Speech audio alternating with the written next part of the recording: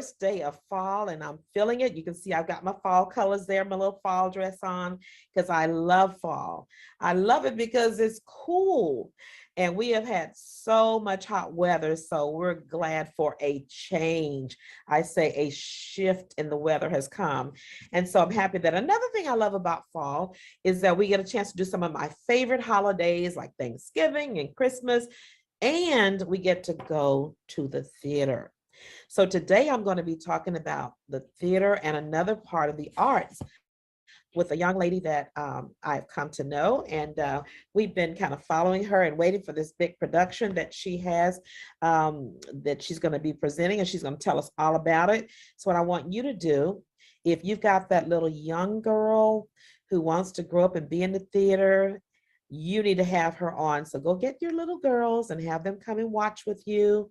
If they have any questions, they can put them in the chat room and we'll be glad to answer them for them. They can learn some things so they'll know the path on how to get to where this young lady is. And also just, if you got those activities that you're going to be doing this fall, you want to go to the theater with some friends, do something wonderful, you need to get on so that you can hear all about this wonderful production that's coming up that we are definitely going to see. So I have with me a young lady here, Miss Deborah Mouton, and she's a Deborah Deep Mouton. She'll tell you all about that in a minute, but I want to just help you to help me welcome her to Tea Talk. Thank you so much for having me.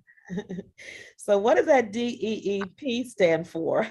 Yeah, it means determined to excel in everything promised. I think that this world has a lot of ways that they measure success, and a lot of them didn't line up with why I feel like God put me on this earth. And so for me, it's kind of an anchor at the center of my name to remind me that the things that I'm doing in this world and on this earth are God-centered, are God-ordained, have purpose in them, and have to move beyond like our superficial measurements of success.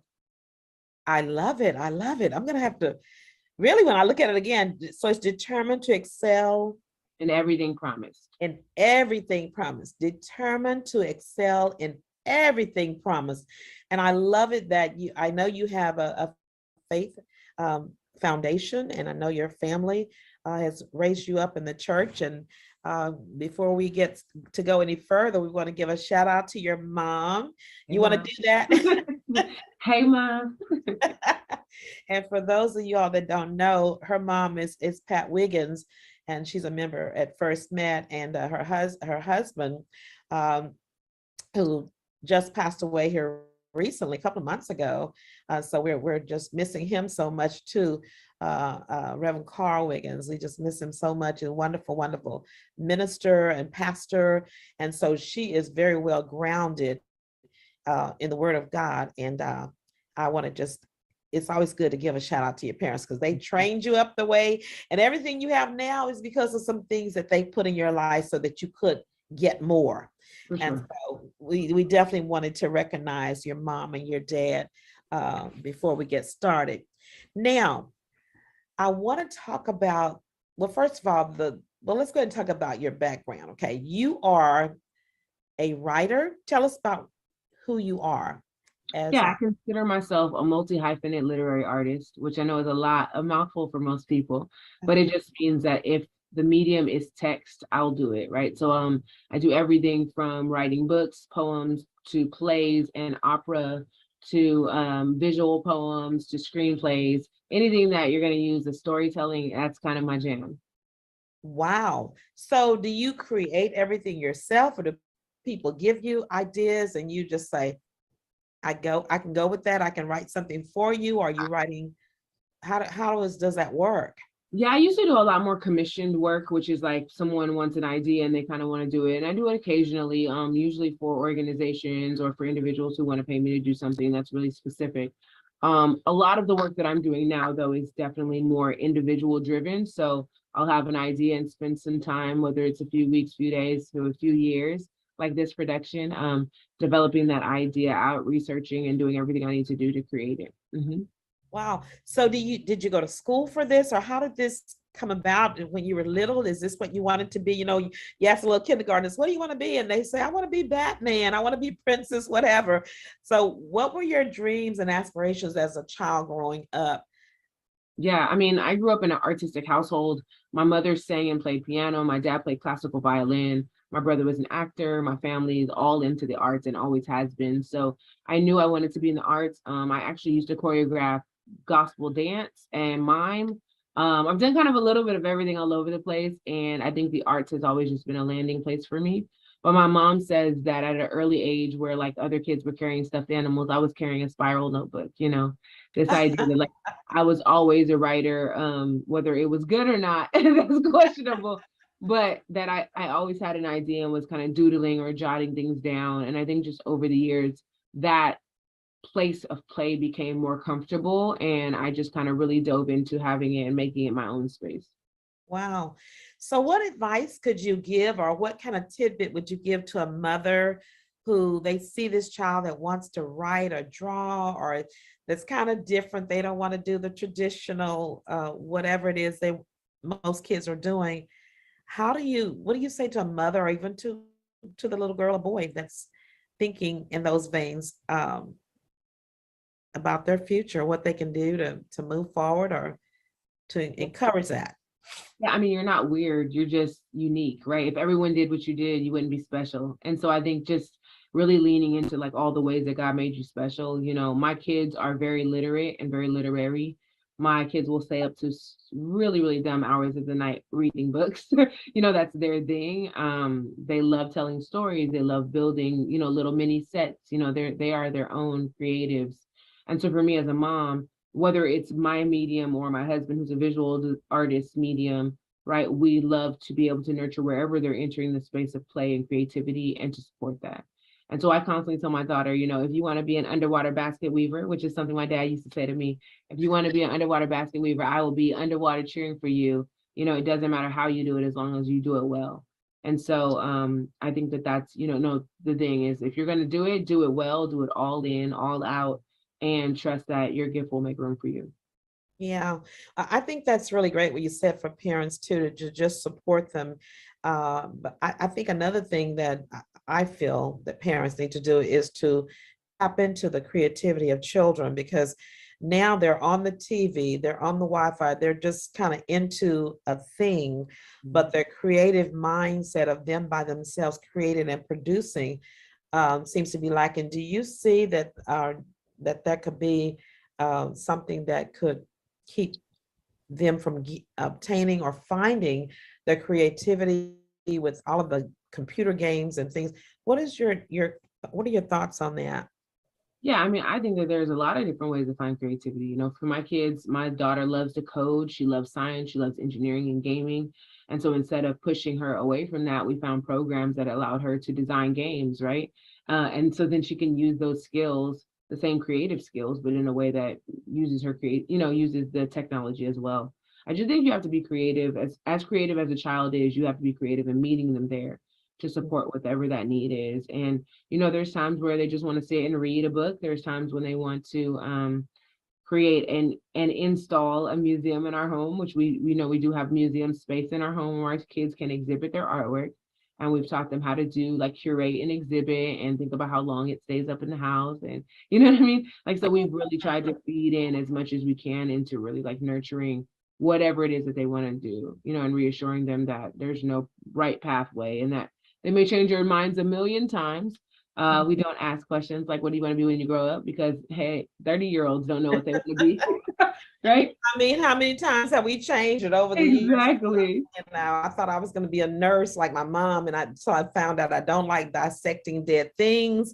I don't like the smell formaldehyde. I don't like all that stuff you have to do to become an RN like she was. And I just saw the white thing and helping people and da da da. But you got to learn all these other classes that I was not good in science, and so yeah, it can change. But I like the part that you said though, the creativeness, and I think that might be a good book for you to write.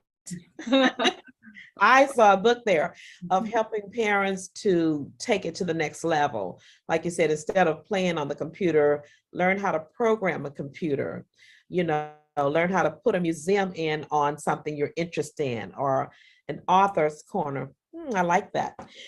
Well, listen, let's talk about now. So did you go to school for this, or this was just something that you just kind of fell into? How did you get into become this artist that you are right now? Yeah, I mean, I do have a bachelor's in English. I also have a bachelor's in African American Studies from the University of Michigan.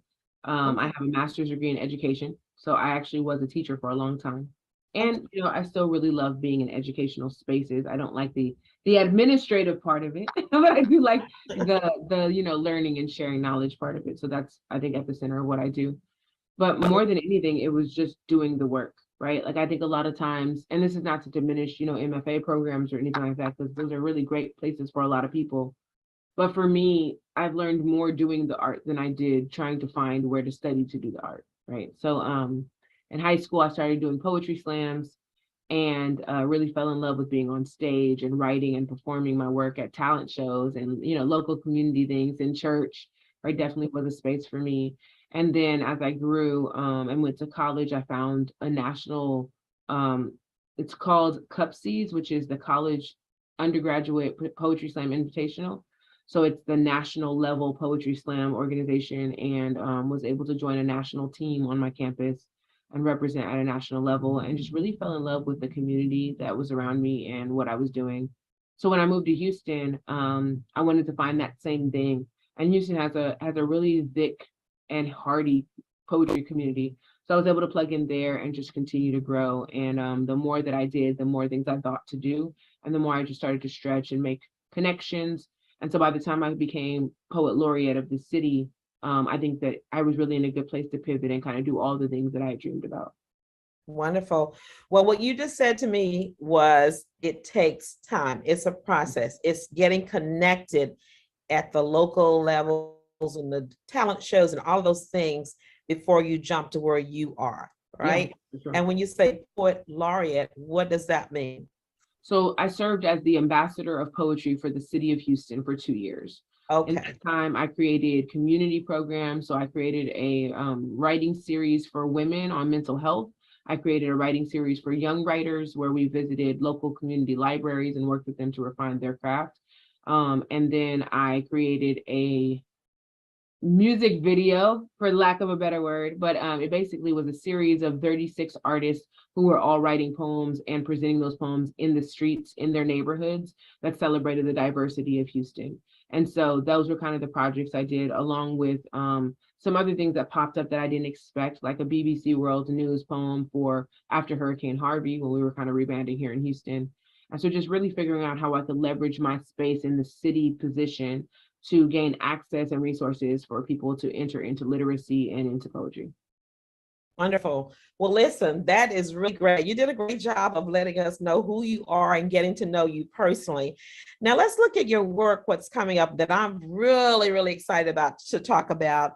You have a production that's coming up that, why don't you tell us? It's called Plum Sugar. And you can just kind of tell us, how did you get that name? What is Plum Sugar all about?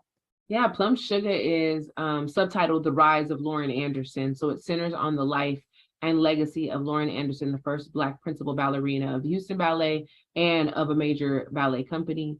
I say we, but it's just me writing it, right?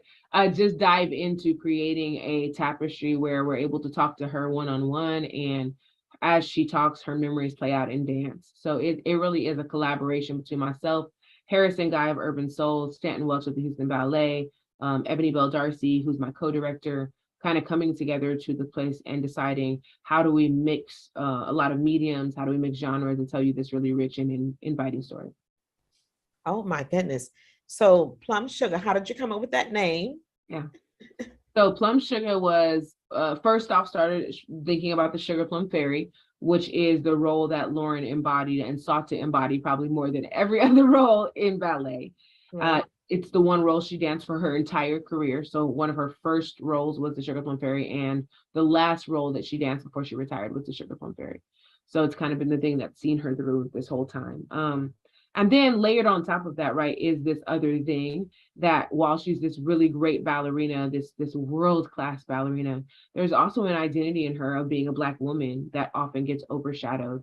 And so we wanted to really create something, a title that carried both the classical ballet world with it as well as Black culture, right? We think of grandmothers wanting to give you sugar, right? And Yeah. come here, sugar, right? Like it's that Give me some endearing sugar. I feeling. tell my grandbaby, that's why I say, give me some sugar. That's it. I didn't think about it Yeah. like that, but that's what I always tell, give me some sugar. Yeah, so it's that very like Southern Black cultural identity that we immediately recognize as being a place of comfort and a place of home and a place of belonging, which are all things that I think Lauren was really seeking to find. And so the story we decided should center on a name that does both things.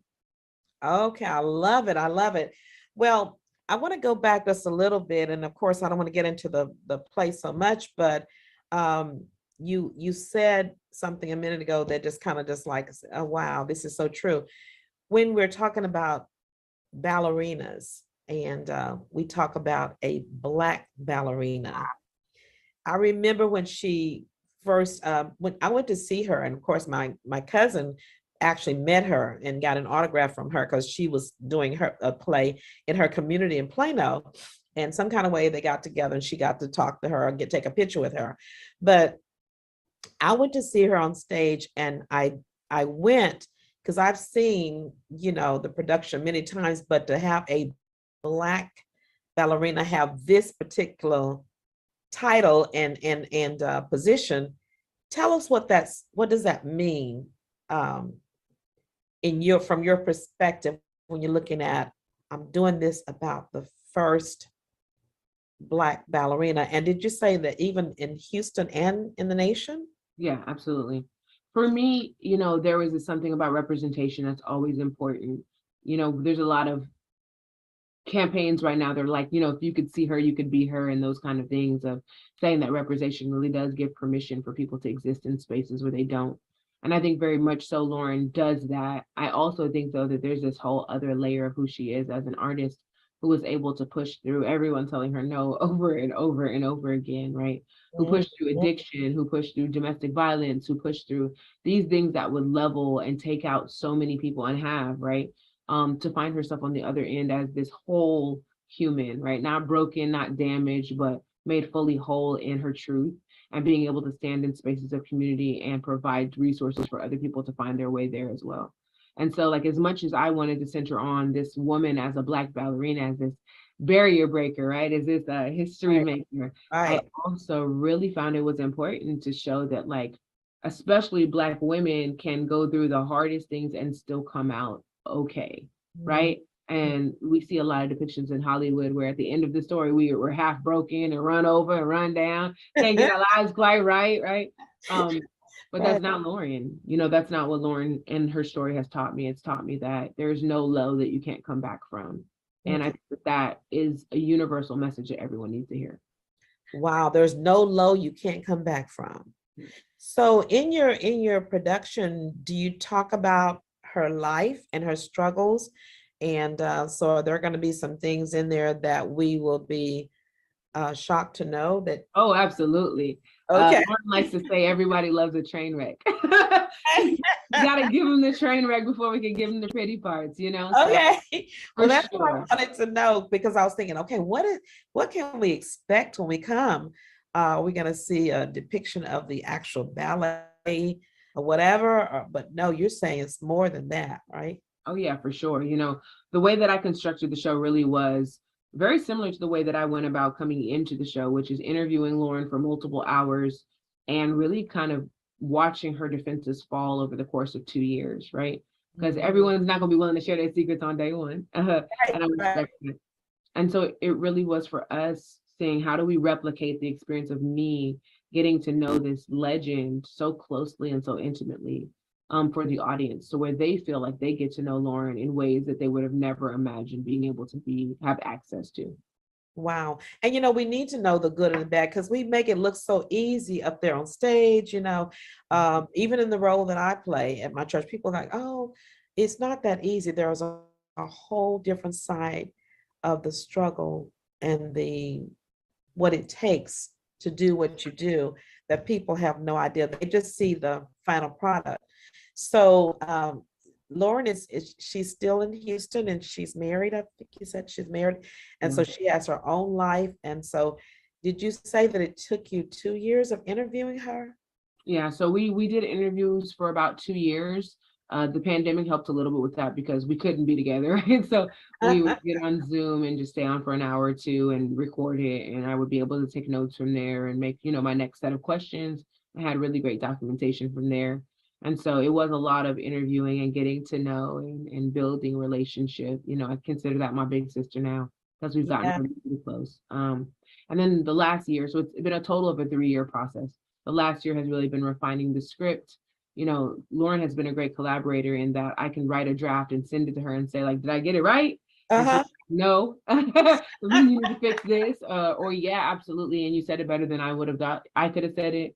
I think it's been a back and forth till we found the right balance where she was able to say what she needed to say without feeling like she was pushed to say things that she didn't feel comfortable saying. That's good. And that so that partnership that you all, that relationship that you all developed took time. Yeah. And you definitely want to get it right for the person that it does say what it is that actually happened, that they agree with it. So so has she seen it already, or is she coming to the first show, or Yeah, so we did a workshop of the piece in January, which uh-huh. is just a very, not staged as well, but kind of read through version. And Lauren was there for that, and there was a standing ovation at the end of it. It was really just a wonderful and magical night. And then since then, she's been to a few rehearsals, but I purposely kick her out. I tell her she can't be there. We've had talks where I'm like, no, no, no. So, and her son plays in the ensemble band that did all the music. So, he was like, Mom, you can't know anything. We've all been really good at just keeping her in the dark over in a corner somewhere, told her to just hang out. Um, Yeah. so we have a date in mind that is prior to the beginning, or prior to the opening, where she's going to be able to come in and see it and give us feedback and things of that nature, because we do want to make sure once it's open to the public that we get it right. Yeah, yeah. So let's go ahead and give some information about it, about where is it going to be shown and the dates and so forth. How can we get tickets? Give us that information. Yeah, so previews for Plum Sugar start October 7th through the 9th. And for those who don't know what previews are, they're like an open rehearsal. The piece runs pretty much like it will run on stage, but nothing is for sure. So we can change anything we want to during the preview. So it may be a different show if you see it later on. And Right. then October 13th is our official opening, our press night. The 14th, we're doing a national launch. So that day is going to be a fundraiser and a way for us to be able to really get some national attention on the piece. In hopes, that it goes somewhere big and, Broadway, like, and later Yes, on. yes. Love That we that. claim it to be so. Exactly, right. And then from then on, the show will be from October 15th to November 13th. You can find it at Stages Houston. So you can go to their website and get tickets, get them quickly because they're starting to sell out. We already have 2 or 3 nights that are completely sold out, which I'm really excited about. And yeah, it's just going to be a really great show. The great thing is, Fort Bend Academy for Arts and Dance is actually going to be doing some preludes. So they'll be out in the lobby. So you'll get a show before the show, then you get the show. It's going to be a really full night. Wow. I'm looking forward to that. I got to figure out which night I'm going to come. More than one night. But Yeah, bring a group. yeah, well, that's what I know your mom, um, the group that we're in, we've been talking about it, trying to get the best night. And so it may be just so we have to all come at different times, but we're trying to kind of all come at one time. But First Met's going to be there. So, And I and, appreciate it. yes, definitely. And all of my Tea Talk audience, they're going to be there too. Because we really want, well, it's going to be a great show, number one. Number one, it's going to be super great. The subject matter and so forth is just going to be super important for us as women, as Black women, and with children that come in. So we're going to take this is something you can bring the children to too. Is there like the little girls? Is there a Yeah, age limit? I would say if you're comfortable with your children hearing about drug use and Okay, domestic violence, then absolutely. We do not like depict any of it violently on stage. So it's right. nothing like that. But I do know, some people have hesitations around exposing their children to things. You know, Right. my 9-year-old daughter will be there, but we've had a lot of conversations leading up to it, you know, that are really unpacking a lot of the more mature themes in the piece. Okay. And so I just caution people, you know, under 8th grade, you know, about bringing their children, but I Mhm. think it's each individual person's decision. Yeah. I'm glad I asked that question then, because that is something that as parents, you don't want to take them into something and be like, "Ooh, I didn't know Yeah. this part was going to be in here." You know, we were watching movies the other night with my grandchildren, and one little part came up. I'm like, why would they have to put that in there? Yeah. You know, and I was shocked, and I didn't even have time to tell her turn her head or close your eyes or whatever. It Yeah. was just thrown in there, so that's good to know. And so parents be aware of that, and use your own, discretion about whatever you would like to do, or either prepare your kids if you're going to bring them. Um, but that's good to know.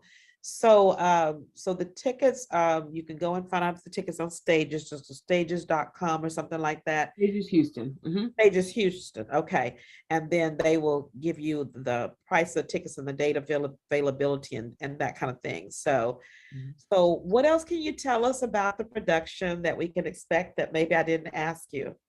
Yeah, I mean, I think one of the biggest questions people have said is like, is it a musical? Is it a one-woman show? Is it a right? People want structure and I refuse to give it to them. Okay.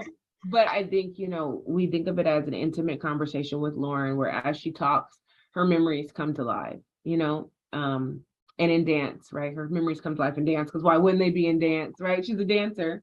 Definitely. And so there are some absolutely stunning dancers in this piece. Oh, Dakita Moore, who's our lead, actually has been in multiple Broadway productions. She's been in a few Tyler Perry movies. I mean, she's just phenomenal, phenomenal triple threat. And so it really is a whole show that I think you will really enjoy. I have to get used to bragging about it because I'm like, I don't want to sound braggadocious, but I'm really proud of this work. It's taken yeah. a long time and a lot of effort and a lot of prayer and a lot of self-discovery for me to get to a place where this piece could live. And I just want people to be able to enjoy it. Well, we definitely going to enjoy. We're going to come and support and so forth. And, why not toot your own horn, especially when you know it's great. So, I mean, I forgot it says it's a something like a sad dog that won't bark for his own, something like that. They say, so you bark for your own parade. Yeah. Yeah. So you got to believe in yourself. And I just really am just in it. I know your mom used to have us praying. My daughter's gonna be doing something big. I can't tell you anything about it. She said, it's something big. Y'all just pray for my daughter and da da da da. And so she would say little things about that. And so this is what she was talking about. Oh, this and a few other things, you know, Yeah, but I yeah. have some other projects coming too.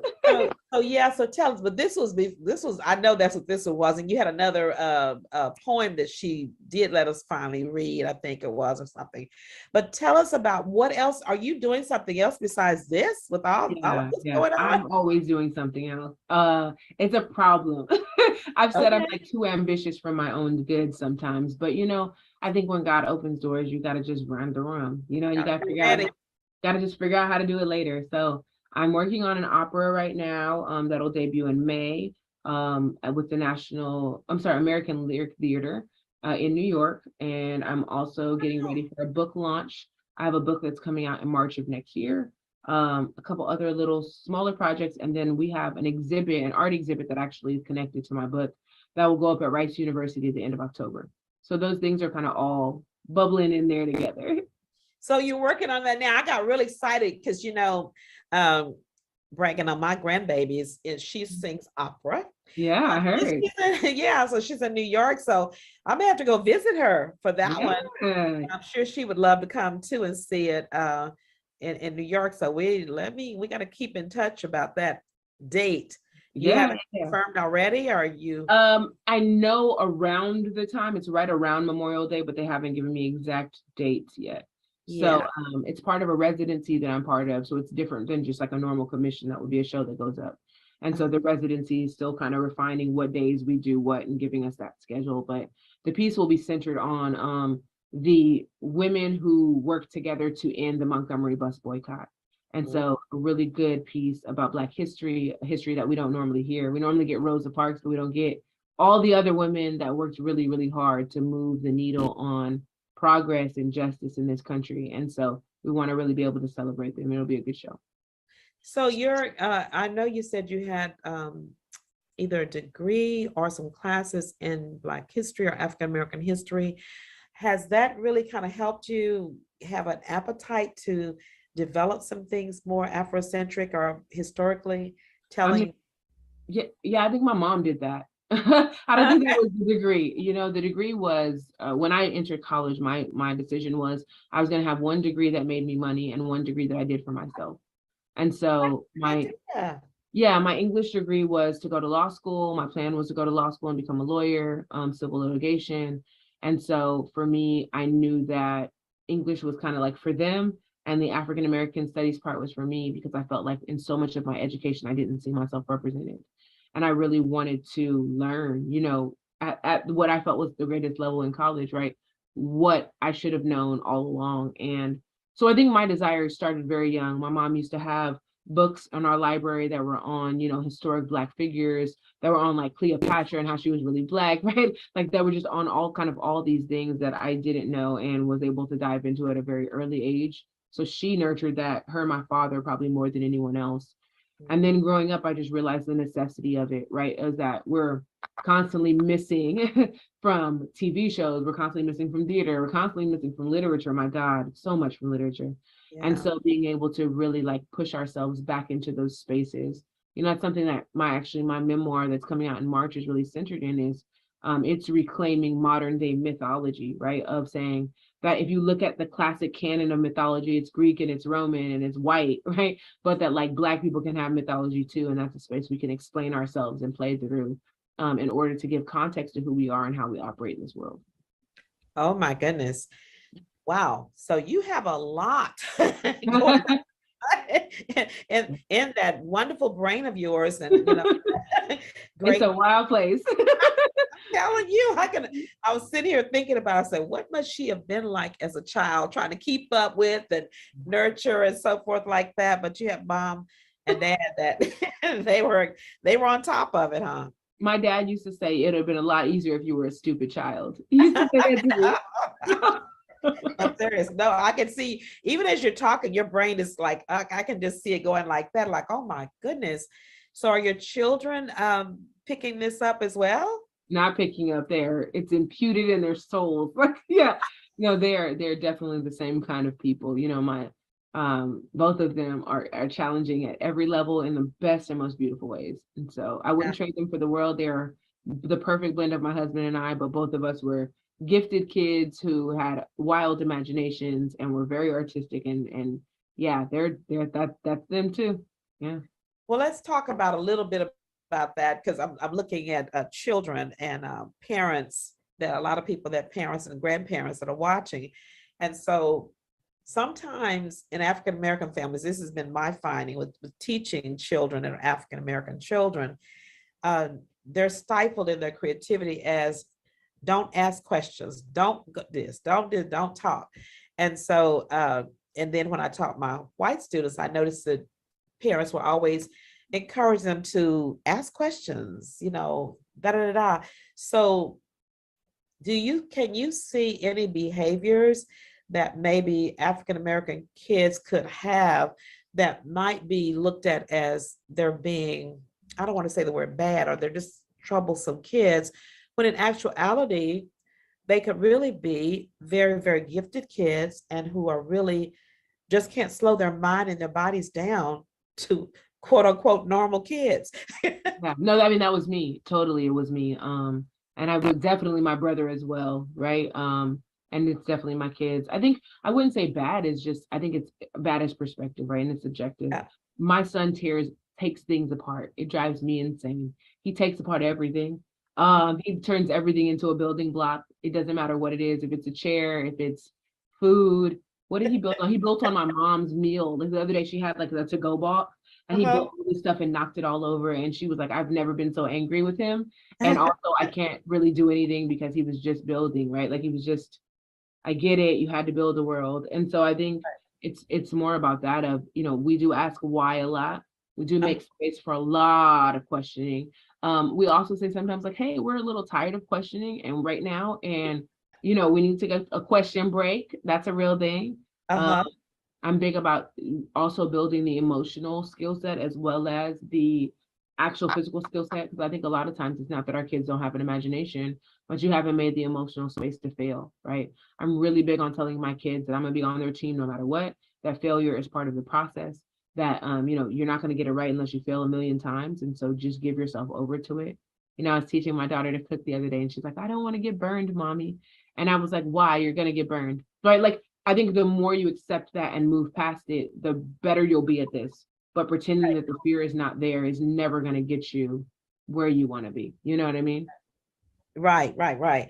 Well, I just thought about that because I mean, I think there's creativity in every child. And when I taught school, one of the things that I taught because I was really preparing them a lot for taking their minds to the next level. And intentionally, I was doing that because I see so many times Black children, their minds get squashed into go watch TV, don't bother me, because kids want you to play with them or whatever. We really don't have time a lot of times. But one of the things that I would tell my children in the classroom is when they ask too many questions or when I was too busy or just kind of tired, I would say, I'd love to hear about that in a book.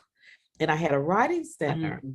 and I would give them an opportunity to go and write about it or color about it and give me the gift, of writing that book. So they like, wow, I said, you're an author. You can go do that. So there's things that you can channel if you don't have time, because we have working mothers and things like that. Do you have any advice for working mothers, or how did you do them? I'm trying to keep it my time here too. Yeah, no, I've always been a working mother. So, except for the pandemic, which I mean, I was still a working mom. We just all were sitting on top of each other and it was terrible. Um, Uh-huh. but it is just being intentional. I think, for every bit of work that I do, I try to be intentional about the amount of play. So last year I was in New York for 2 weeks for a long stint for my residency. When I returned, I made sure I built out a week vacation with my kids, even if that vacation was just going to the park every day, but being very present, to put my phone down, to be engaged, even if it was just watching them on the swings, right? To really like have time that I carve out that I tell my kids I'm being full-time mom right now, right? It's full-time mom time. You have me as much as you want to, so use it up, because mommy's gonna have to go back to part-time mom in a little bit because I have some things that I have to get done. And I think just really like communicating the expectation. A lot of times for me, it's like, hey, if you give mom 2 hours this morning, I'll give you 2 hours this afternoon, and we can go and get our nails done, or we can go and run to the park. Those kind of things, I think my kids have learned, like, okay, she's not saying no, she's just saying wait, and I can handle that. But I think That's very good. when we don't communicate where we can put the space where they belong, they start to feel like they don't belong anywhere. And that's never what we want our kids to feel. Wow. Because that's what I was looking at, is that you're so busy. How do you have time for your own kids? And that's another thing that people who are in professionals that, are really taking off and really requiring a lot of time. A lot of times, um, the kids will go lacking, and then they end up um, off into some other things that they shouldn't be. But I think that's a very good point to talk to them and say, look, if you give me 20 minutes now or 30 minutes or whatever it is, I'll give you 30 minutes or whatever, or we can do something, go to the park, give them some alternatives there. So, well, that's really good. So the next part I wanted to ask you about was, I've heard about all these wonderful things that you're doing, and I'm just amazed, and I'm really prayerful that you are, obtaining as much as you're attaining, and I know God has great places for you. Um, where has God was this a God thing? Did you feel the presence of God helping you or guiding you, or who were the people who helped you um, besides your mom and dad? Were there times when you just felt like it's not gonna work? Sure, of course. Okay. Yeah, this is not like we're just all on high. Okay, because it seems like it's just all sugar here. Yeah. But were there times, and because you said a minute ago about your kids, about failing, you can never fail until you stop trying, or something like that you said. So as an adult in the position you're in, did you ever feel like you just wanted to just give up? It just wasn't going to work? Yeah, I have a couple stories come to mind immediately, but I'll go with my moving to Houston story, which is I guess the beginning of my Houston testimony. And so I'm not from Houston. I'm from California. I went to school in Michigan, and my plan was to go back to California. And God told me to move to Houston. I didn't have any family, no job, no friends, nothing. And I was like, nope, I ain't doing it. And I went back to California. Was like, I'm not going to Houston. That's silly, and was just bombarded with every reason to move to Houston. Every turn, everywhere I went, there was something that reminded me of Houston. Lane Bryant had a pant called the Houston, right? Wheel of Fortune had Houston Week, right? Like it was just like everywhere I went Everybody was was Houston. happy. You are I was not letting telling you, me go. Houston, Houston, Houston, huh? It would be flashing signs, so I did the best that I could do in my limited, my limited humanness of lining up jobs and lining up places to live and all these things. And had my parents and my brother and sister drive me down. And uh every job, usually if I get a job interview, I pretty much have the job. I usually, can talk myself into the job. And Right. I got 0 job offers in and money diminished very quickly in holding a whole family down here. And my parents had to leave me in a hotel room with all my belongings and my car. And we didn't know how it was going to work out, and over the next few weeks, the little bit of money I had turned into even smaller amounts of money. And I really felt, I was like, God, you led me here, but you have just left me to myself, destitute in Houston with nobody to know.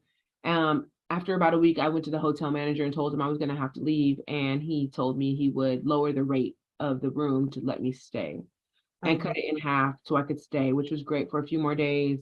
And then I returned to him again. He was like, how about we hire you and you could work for the hotel so you could stay?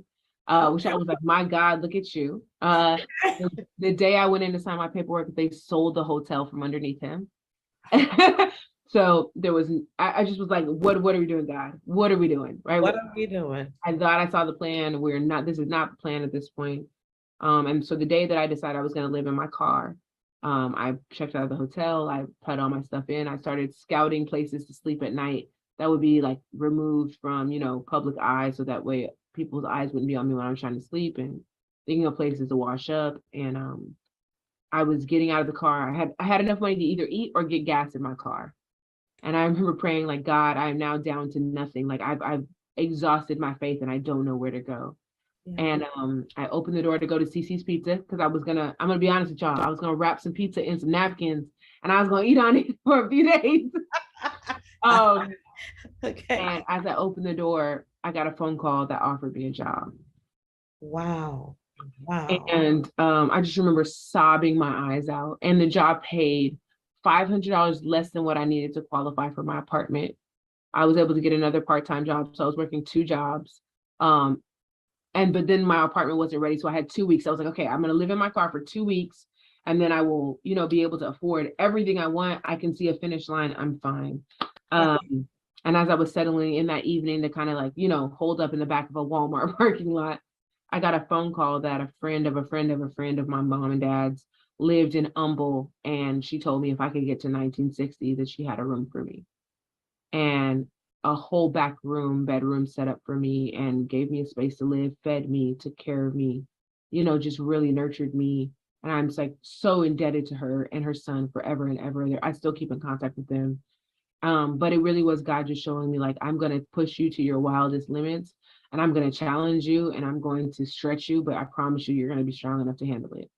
And I think from then on, there's been ups and downs. I've had a lot of things that have come in the way of what I was trying to do, a lot of rejection, a lot of personal devastation. But I think that because God kind of set the tone for me, right, that no matter how far we got out, he was still going to be on that branch with me. I was willing to stay and I was willing to stick it out and I was willing to just keep following. And I'm continuing to do that, right? It's a trial every day and it's a journey and a learning experience every day. But I just try to center myself in that and knowing that, I'm not out on any branch by myself. Mm. Oh my God. I'm sitting here trying to fight back the tears. But I love it when you just said, I'm not out on a branch by myself. Yeah. God is always, I've been out there, but I wasn't by myself. God was with me all the time. And when I was talking earlier about the fact that people see the finished product. It's like the cake with the icing and the little stuff on it, but they don't know what you had to put in that cake and beat it up and whip it up, and you had to substitute this, and the cake didn't rise just right, so you put more icing on this side. My mom used to do that. She would put a whole lot on this side if it was slanted. People did not know that it was a big glob of icing on the other side because it didn't come out right. But her objective was to make that cake. And so you're saying you stay focused, and God was. That's what I kept hearing in my spirit, that God has been with you all along, and He's going to continue to be with you. And I'm just praying so much, and I'm asking other people here in your prayer time to pray for. I'm just seeing a miracle unfold before my eyes. I really am feeling it. I'm getting chills. Okay, but I just wanted you to know that I really feel that this particular moment, because God kept asking me, telling me, leading me, directing me toward that point to ask for it. And here's the deal. I'm glad that you shared that story, because that story is for somebody that's watching. Yeah. Somebody else, I really, we had a lady join our church one time, and she had a couple of kids. And it wasn't until a year later that she told me, she said, I lived on the parking lot in my car. Wow. I said, with your kids? She lived with her kids. And she said, First Met was my place, my safe place, where I knew nobody would bother me and my kids. And I had my little thing where I could go wash up over here at the thing and take the kids to school. I say to teachers all the time, because I'm a counselor, that when children come to school in disarray or smelling or whatever, help them, because you don't know what they had to do to get through. And you don't know if they were living in their car, if they're living wherever. But the reality is that we have to go through some struggles sometimes before we get to our wealthy place. But we're on our way. We got to stay focused and know that the Bible says, I'll never leave you nor forsake you. So He is with you through the valley, and He'll be with you on the mountaintop, that He can get all the glory. And it made you a better person, I'm sure. Better. Oh, sure. Definitely more empathetic, definitely more compassionate, But I also, we always talk about valleys and mountains, but mountains can be really scary. Being up on that cliff can also be really scary. And I often say that hope is one of the scariest things you can do, right? Because it opens you up for vulnerability, and it also opens you up for failure, right? Is that you're putting all your hope out there, and is that it'll work, and you want to be faithful, but sometimes it's like, Lord, help my unbelief, Exactly.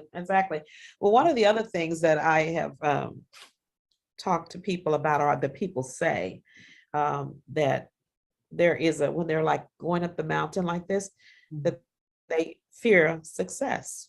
Oh yeah, wildly, right here.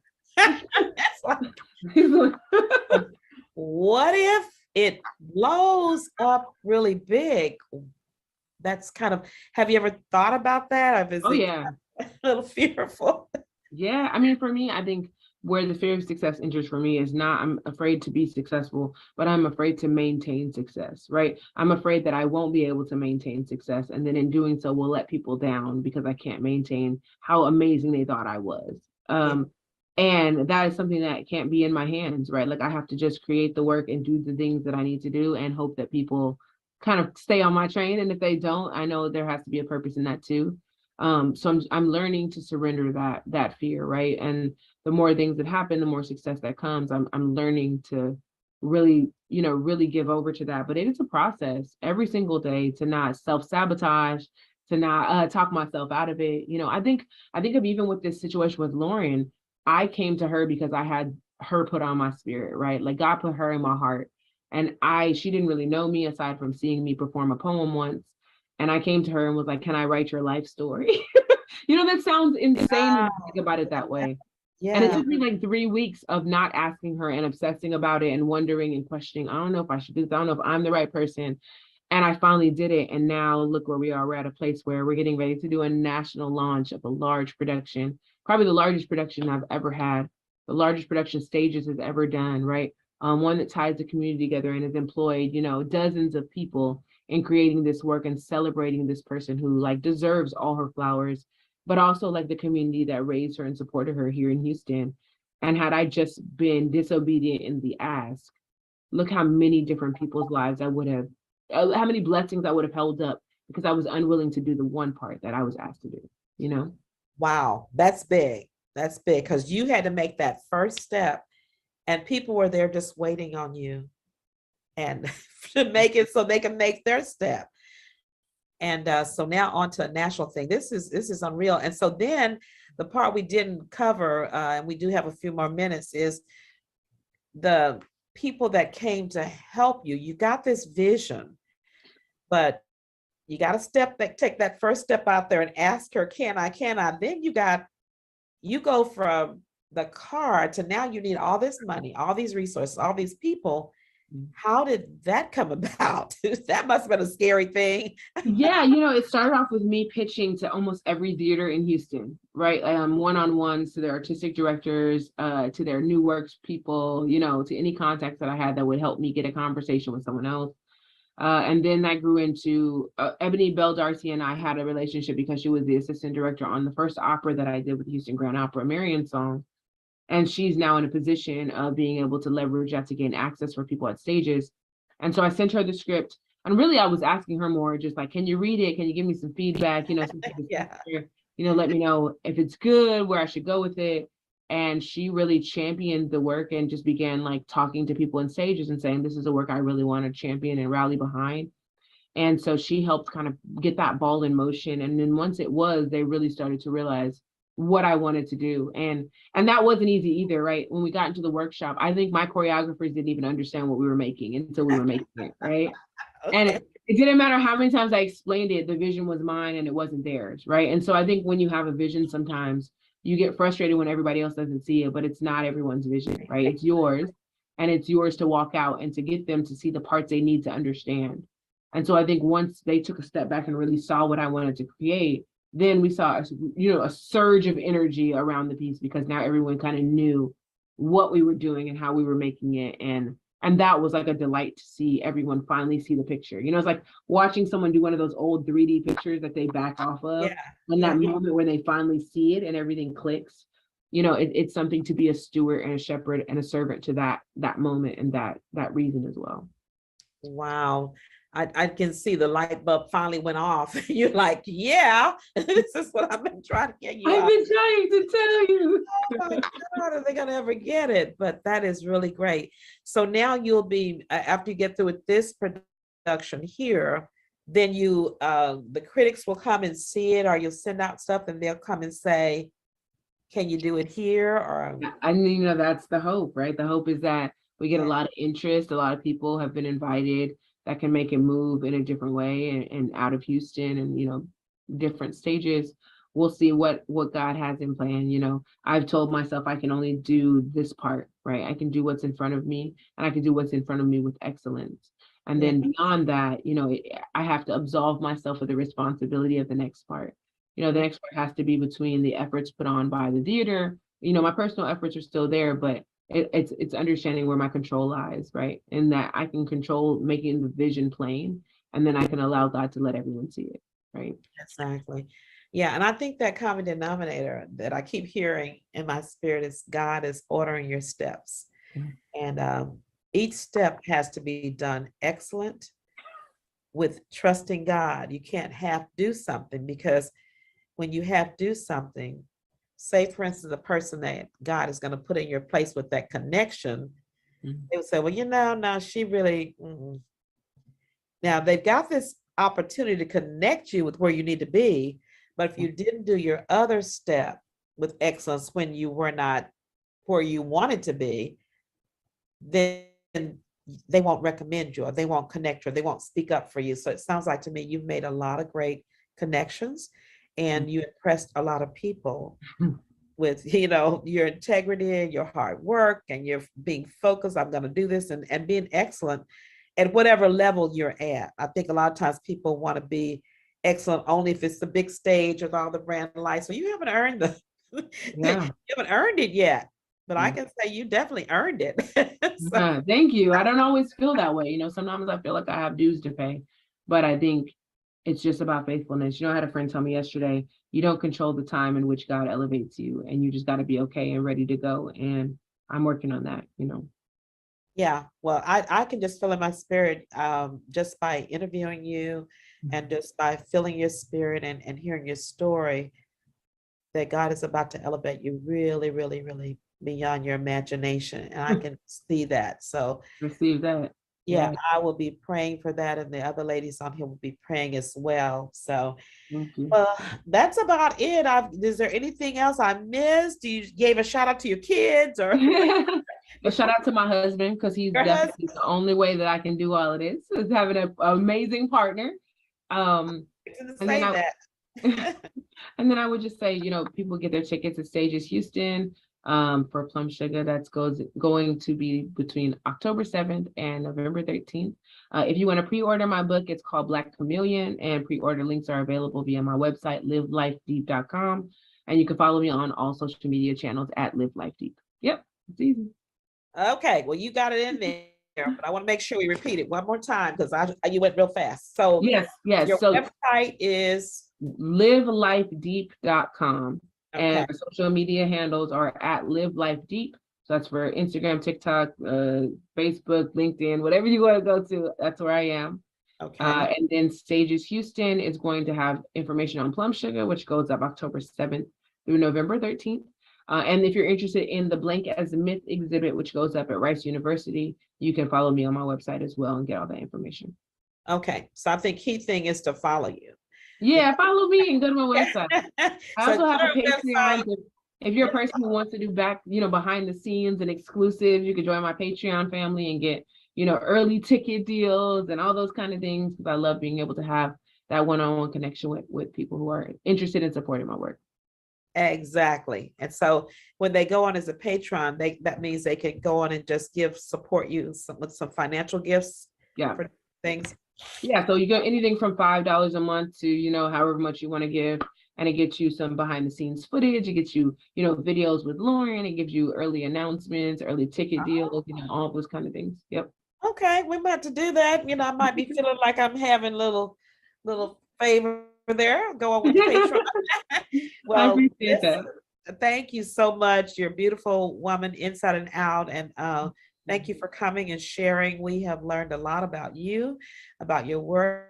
We'll be praying for you and your work, and we will be there for Plum Sugar. Thank you so much. I can't wait to see you in the audience. Okay. All right. Well, listen, our time is up for today. I know you were blessed. Why don't you share this on your Facebook page? Share with your friends, your family, anybody that you know. This is good information, and encourage them to also follow this young lady and support her through prayer and by being a patron. Okay. All right. Listen, so I'll see you next week at 3 for Tea with Lady O. Bye bye now.